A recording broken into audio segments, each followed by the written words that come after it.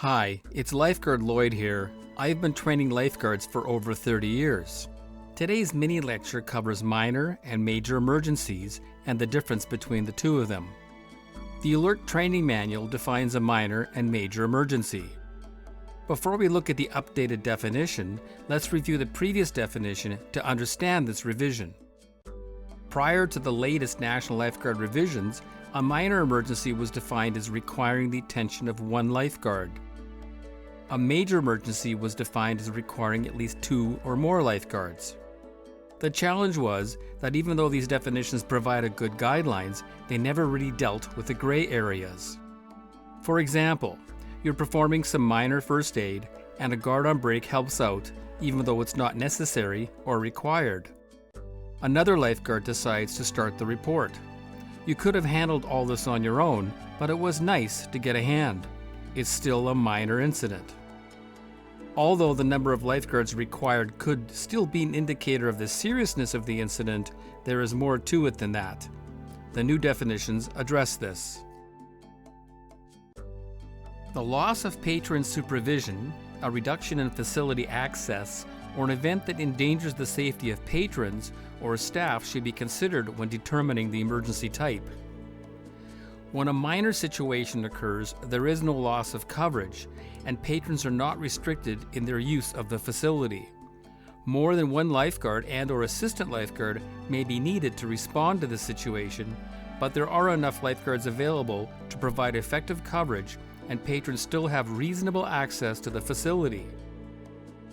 When a major situation occurs, coverage is compromised, deficient, or not adequate, resulting in reduced or restricted access to the areas of the facility or an evacuation of the facility. Minors and majors can occur anywhere in the facility. I will focus on the pool area. The first example is a minor water rescue. This is our happy pool. It's full of happy swimmers. This is the swimmer we want to keep an eye on.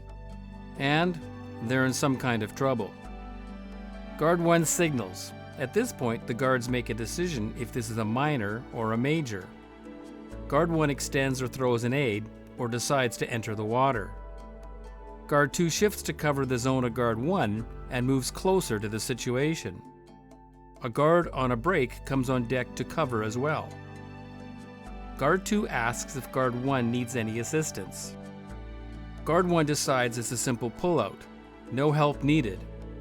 Guard 2 stays close if needed and takes over the deep end. Guard 3 continues to cover as long as needed. In this example, there is no loss of coverage, the facility is not restricted, it was not necessary to clear the pool. There is no serious disruption to the operation.